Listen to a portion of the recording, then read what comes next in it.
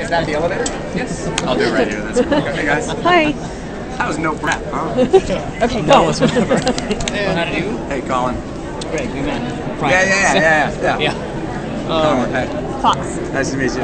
Cool name.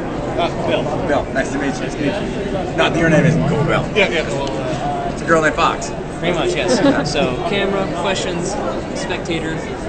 There's no Awkward particular friend standing in the whatsoever. So. Okay. Alright, so first off, what was your favorite creation in Eureka?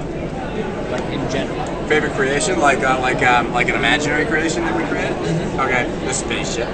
I think the best thing that we did is to go into space, which was funny because at the beginning of the show they said this show's a drama, no space, no comedy, no aliens, and that was the first season mandate from the network. So the fact that we ultimately went into space, we're a comedy, just makes me really, really happy. So probably that, the faster than light drive. I liked that a lot, and I liked the hoverboard and the teleporter, and now I feel like I'm on the jerk where I'm just grabbing stuff as I leave. Yeah, I think those things probably. Oh, this must have been awesome to at least see, or at least try to interact with you. Yeah. Would you say that Eureka is like the original Star Trek in a sense? It's this inspiring future technology? Oh yeah, I mean that's really, really cool. There's a bunch of good stuff online about that, right? Have you looked online where like when Woz was designing Apple, he got stuck. He would go back and rewatch the original Star Treks for how they were organizing their stuff. I think that's amazing. So, do I think we've affected tech? I think the imagination always dictates tech because the imagination comes up with things that we would love to have, which is why people tune in. So writers are adept at sort of coming up with things that are really cool, and then the technical people go, I can make that.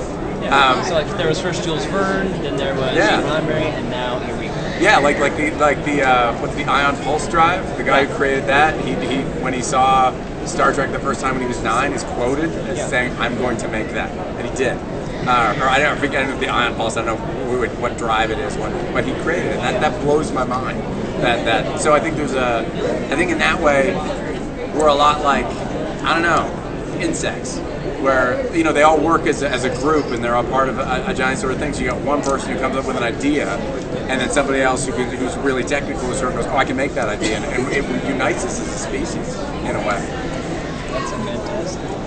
Well, let's see. There was one really good. Okay, so with Eureka, there's a lot of technical mumbo jumbo, probably a lot of makeup words. It's not real? What? What do you mean? How often would you say that your bloopers or your mispronunciations got into the show itself? Oh wow. Well, a lot of them. We used to mess with Sally a lot because she had a lot of the heavy lifting to do, and we'd bug her and bug her and bug her until she made a mistake, which was always really fun. Our biggest victory on that was we kept saying, I think it's Albert Einstein. I think it's Einstein. Pretty sure it's Einstein. Is it Einstein? And we got her in a take to actually go Einstein. She was like, oh my God. So that was a victory for us. I don't think we had any that got into the show. I got into a war with one guy because they wrote Kelvins in the script. Yeah. And I was like, well, it's not Kelvins and Celsiuses and Fahrenheits. I believe there's no plural. I believe it's just Kelvin.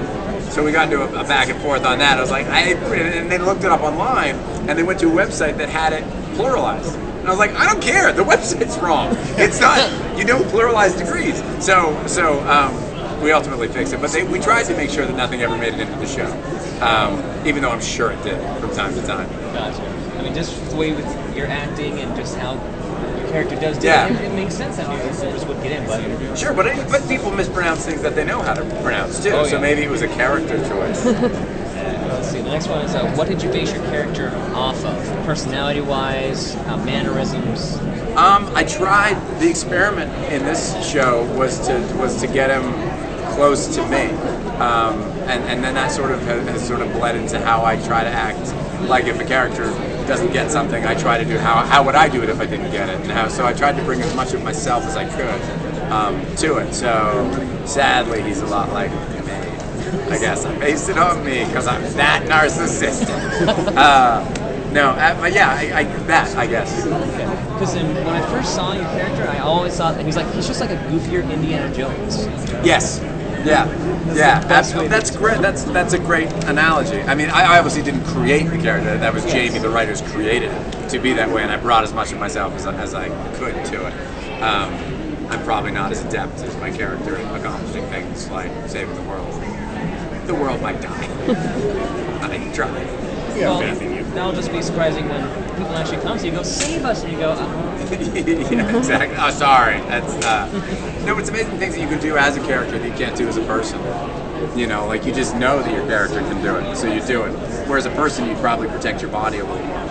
You know what I mean? On film, you can't. You're not allowed because it doesn't look good. So, yeah, the character gets away with more than I can. Fair enough. Now, there's one thing I've always been kind of curious about. Your multicultural upbringing. Hong Kong, Canada, where else? I lived in Connecticut, I lived in Toronto, Montreal, lived in London for a bit, or Reading, actually. Yeah, I got around. What was the circumstances involving so much?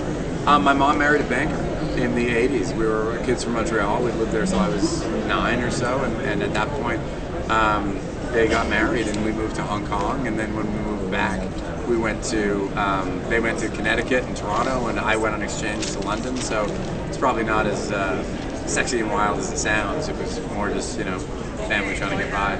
No, it's just very interesting because you never hear about owning 3 citizenships very often. Yeah, I get, maybe I can accomplish something. Maybe something.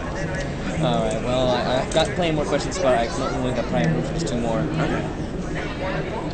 What else do you want to be remembered for in life besides just Eureka? My career in pornography. Some of the best work I've ever done, I would like to be. No. What would I like to be remembered for? You know, I'd like to be remembered, I guess, for being a decent guy. That'd be the most important thing. I mean, I try, you know. I'd like to be remembered for looking out for people and for protecting them and or as much as I could, and for doing the right thing and the stuff that I think means something. That's what I'd like to be remembered by, as well as, you know, a wildly famous good actor maybe too, but probably first and foremost a good person. All right, well, I think that just about wraps it up. All right, well, Colin, thank you for your time. Pleasure. Thanks, guys. Appreciate it. Oh, yes. Colin, I just want to say how much I appreciate your work. Do you guys want to get